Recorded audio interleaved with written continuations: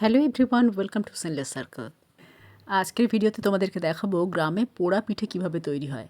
পোড়া পিঠে নাম তার কারণ পিঠেটাকে এক প্রকার বলা যায় পুড়িয়েই বানানো হয়। তালের সিজন এলে গ্রামে প্রত্যেকটা বাড়িতে এই পিঠে একবার হলেও অন্তত বানানো হবেই হবে। আমরা তো এই পিঠেকে পোড়া পিঠে বলি, তোমরা এই পিঠেকে কী নামে ডাকো সেটা পারলে কমেন্ট করে লিখে জানিও। আপাতত মামিমা প্রায় 6টা মতো ছোট ছোট সাইজের তালকে ওই বাইরের খোসাটা ছাড়িয়ে সেটাকে একটা ঝুড়ি উল্টে সেই ঝুড়ির পেছনে ভালোভাবে ঘষে ঘষে মাড়টা মানে তালের যে মাড়টা সেটা বের করে নিয়েছে। এবার তার মধ্যে স্বাদমতো নুন, চিনি, নারকেল কোড়া আর প্রচুর পরিমাণে আটা।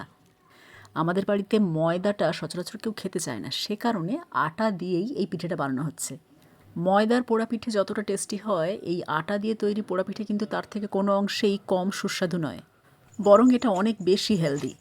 এবার একটা বড় কড়াইয়ের মধ্যে বা পাত্রের মধ্যে যতগুলো পারা যায় কলা পাতা এইভাবে রেখে তার ওপরে ওই পুরো ব্যাটারটা বা চেপে চেপে ভালোভাবে ছড়িয়ে দিতে হবে। ভালো করে লক্ষ্য করো ওই মিশ্রণটাকে কতটা শক্তভাবে মাখা হয়েছে। শক্তভাবে না মাখলে কিন্তু এই যে কেকটা বা পোড়া পিঠে যেটা তৈরি হবে না, সেটা খুব একটা ভালো তৈরি হবে না। নরম হয়ে গেলে না কাটার সময় সব ভেঙে ভেঙে যাবে। অনেক পরিমাণে কলাপাতা দিতে হয়, তা না হলে কিন্তু আগুনের তাপে পুড়ে যেতে পারে। কারণ রাত্রিবেলা রান্নার পর উনুনের ওপর এটা এইভাবেই রেখে দেওয়া হবে আর সারা রাত্রি থাকবে। ধিক ধিক করে অল্প আঁচে সারা রাত্রি একটু একটু করে এই পিঠেটা পুড়বে। এখন যেমন মাইক্রো ওভেনে বা প্রেশার কুকারের মধ্যে বা বড় কড়াইয়ের মধ্যে নুন দিয়ে তার ওপর স্ট্যান্ড দিয়ে কেক তৈরি করা হয়, ঠিক একই রকম গ্রামে এই রকম পোড়া পিঠে তৈরি করতে প্রায় নিভে যাওয়া উনুন বা চুল্লি ব্যবহার করা হয়, যার মধ্যে তুষের আগুনের মতো ধিক ধিক করে আগুনটা জ্বলতে থাকবে সারা রাত্রি।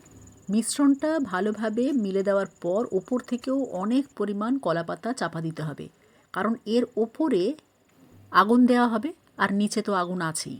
তার মানে ওপর থেকে নিচ থেকে দুদিক থেকেই পিঠেটাকে পোড়ানো হবে। ঠাকুমাদের আমলে বা তারও আগের সময়ে গ্রামবাসী কী করতো, একদম রাত্রিবেলা রান্নার পর মাটির উনুনের মধ্যে বা চুল্লির মধ্যে যখন আগুন প্রায় 3 ভাগ নিভে গেছে, 1 ভাগ ধিক ধিক করে জ্বলছে, ওই অবস্থাতেই পুরো মিশ্রণটাকে কলা পাতায় মুড়ে উনুনের মধ্যে ঢুকিয়ে দিত আর তার ওপর কিছুটা আগুন তুলে দিত, আর উনুনের তলায় যা আগুন থাকতো তাতেই হয়ে যেত। সকালবেলা উনুন থেকে পোড়া পিঠে বের করা হতো। এখনও অনেক বাড়িতে ওই প্রসেসেই পোড়া পিঠে তৈরি করা হয় ঠিকই, কিন্তু আমাদের বাড়িতে মামিমা সাধারণত এইভাবেই পোড়া পিঠে বানায়। কড়াইয়ের ওপরে ব্যাটারটাকে রাখে কলাপাতার মধ্যে, তারপর ওপর থেকে আগুন দেয়, নিচ থেকে আগুন দেয়। আর দেখো সারা রাত্রি এটা পোড়ানোর পর সকালবেলা মাইমা দেখলো যে ওপর থেকে একটু বেশি পুড়ে গেছে, মানে আরও কলাপাতা চাপা দিতে হতো। এমনিতেও এই ধরনের পোড়া পিঠেগুলোর 2 প্রান্তের পোড়া অংশটাকে কেটে বাদ দিতে হয়, তবে এক্ষেত্রে একটু বেশি পুড়েছে ঠিকই ওপরের পাটটা, নিচের পাটটা দেখা যাক। এই ধরনের পিঠে তৈরি করতে গেলে তালের মাড়ের সাথে সুজি বা চালের গুঁড়ো, ময়দা, আটা এগুলো দিয়েও করা যায়। এই ধরনের পোড়া পিঠেগুলোর না একটা আলাদাই মানে ফ্লেভার আসে, একটা স্মোকি ফ্লেভার, ধোঁয়া ধোঁয়া একটা গন্ধ থাকে, পোড়া পোড়া একটা গন্ধ থাকে, আর ভেতরে মিষ্টি মিষ্টি ভাব থাকে, তালের একটা ফ্লেভার থাকে, মানে আলাদা রকম একটা টেস্ট থাকে। মাইক্রো ওভেনে বা গ্যাসে বানানো কেকগুলো বা পোড়া পিঠেগুলোর মধ্যে এই স্বাদটা বা এই টেস্টটা কিন্তু পাবে না, যেটা মাটির উনুনে কাঠের জ্বালানি বা আগুন দিয়ে পোড়ানো পিঠের মধ্যে পাবে। এত বড় সাইজের পিঠেটা করা হয়েছে যে মামিমা একেবারে বঁটির ওপরই ভরসা রেখেছে, যে বঁটি দিয়েই এই পিঠে কাটতে হবে, পাছে ছুরিই না ভেঙে যায়। দেখে মনে হচ্ছে কিন্তু পিঠেটা খুব ভালোভাবে বেকড হয়েছে।